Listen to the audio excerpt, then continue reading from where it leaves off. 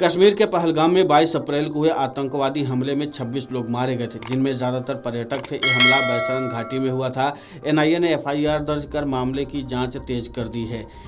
जांच एजेंसी ने बैसरन घाटी से सैंपल लेकर फॉरेंसिक लैब भेजे हैं। साथ ही सभी चश्मदीदों के बयान दर्ज करने भी शुरू कर दिए हैं। हमले में मारे गए पर्यटकों के परिवारों के भी बयान दर्ज हो रहे हैं। बैसरन घाटी के 5 किलोमीटर के दायरे में मौजूद लोगों की लिस्ट तैयार कर जांच एजेंसी उससे पूछताछ करेगी। बैसरन घाटी के एग्जिट और एंट्री पॉइंट्स की बारीकी से जाँच की जा रही है। आतंकी हमले के सीक्वेंस को भी तैयार किया जा रहा है। एनआईए के आईजी, डीआईजी, एसपी स्तर के अधिकारी बयान दर्ज कर रहे हैं। बताया जा रहा है कि एनआईए ने अपनी जांच में आईएसआई की गद्दारी वाली साजिश का भी पता लगाया। आईएसआई ने जम्मू कश्मीर के एक समुदाय को लालच देकर फंडिंग करवाई है। एनआईए सूत्रों का कहना है कि हमले की जांच में पहाड़ी इलाकों में रह रहे गुर्जर बकरवाल समुदाय के लोगों से भी पूछताछ की जाएगी। शक है कि इनमें से कई पाकिस्तानी खुफिया एजेंसी के ओवरग्राउंड वर्कर हो सकते हैं। गुर्जर बकरवाल समुदाय के लोग जो पहाड़ी इलाकों में रहते हैं, उनको कट्टरपंथी बनाने का आईएसआई ने खौफनाक प्लान बनाया है। जम्मू कश्मीर से आतंकवाद के खात्मे को लेकर मुख्यमंत्री उमर अब्दुल्ला ने सोमवार को वो बड़ी बात कही। उन्होंने कहा कि पहलगाम हमले को लेकर जम्मू कश्मीर के लोगों के गुस्से ने उम्मीद की किरण जगाई है कि लोगों की मदद से आतंकवाद का जल्द खात्मा हो सकता है। नेशनल कॉन्फ्रेंस सरकार आतंकवाद के खिलाफ लोगों के अभियान को मजबूत करने के लिए काम करेगी।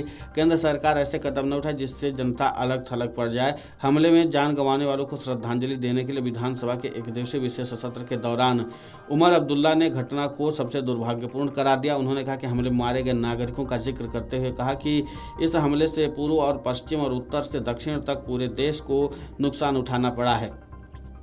बैसरन हमले ने पुरानी यादें ताज़ा कर दी हैं, एहसास भी जगा दिया है कि अगला हमला कहां से हो सकता है। वहीं पाकिस्तान के रक्षा मंत्री ख्वाजा मोहम्मद आसिफ ने एक बार फिर से भारत के खिलाफ गीदड़ भभकी दी है। उनका कहना है कि जम्मू कश्मीर में पिछले हफ्ते हुए आतंकवादी हमले के बाद भारत की तरफ से युद्ध की संभावना बेहद बढ़ गई है।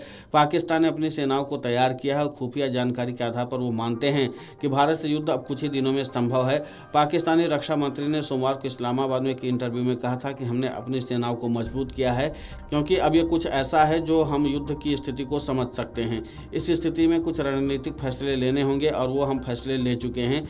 उन्होंने ये भी कहा कि भारत की तरफ से आक्रामक बयानबाजी बढ़ रही है और पाकिस्तान के सैन्य प्रमुखों ने सरकार को भारतीय आक्रमण की संभावना के बारे में सूचित किया है। यह बयान उस समय आया जब जम्मू कश्मीर में आतंकवादी हमले में भारतीय अधिकारियों ने पाकिस्तान से जुड़ी 2 संदिग्ध आतंकवादी संगठनों के बारे में जानकारी दी थी।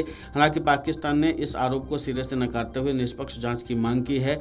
भारत की प्रतिक्रिया से पाकिस्तान की सैन्य स्थिति में दबाव बढ़ गया है और उसने अपनी सीमा पर सैन्य बलों को तैनात कर दिया। पाकिस्तान के रक्षा मंत्री ने यह भी कहा कि देश अपने अस्तित्व की रक्षा के लिए कोई भी कसर नहीं छोड़ेगा। उन्होंने चेतावनी दी कि पाकिस्तान अपने परमाणु हथियार का इस्तेमाल केवल तब करेगा जब उसके अस्तित्व पर कोई खतरा सीधा दिखाई देगा। उनका यह बयान एक बार फिर परमाणु शक्ति संपन्न देशों के बीच बढ़ते तनाव को प्रदर्शित करता है। भारत और पाकिस्तान के बीच तनाव हमेशा से ही हाई रहा है, खासकर जब से जम्मू कश्मीर के आतंकी हमले के बाद दोनों देशों के रिश्ते और भी ज्यादा तनावपूर्ण हो गए हैं। पाकिस्तान की तरफ से यह धमकी भारत के खिलाफ न केवल एक सैन्य तैयारियों को बढ़ावा देती है, बल्कि दोनों देशों के बीच संभावित युद्ध की आशंका को भी ज्यादा गहरा कर देती है। Video desk amarujala.com।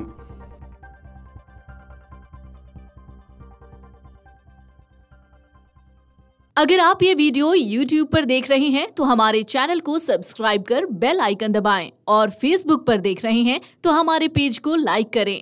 8 million plus subscriber, आपके इस भरोसे के लिए बहुत धन्यवाद। अगर आप ये वीडियो YouTube पर देख रहे हैं तो हमारे चैनल को सब्सक्राइब कर बेल आइकन दबाएं और Facebook पर देख रहे हैं तो हमारे पेज को लाइक करें। 8 मिलियन प्लस सब्सक्राइबर, आपके इस भरोसे के लिए बहुत धन्यवाद।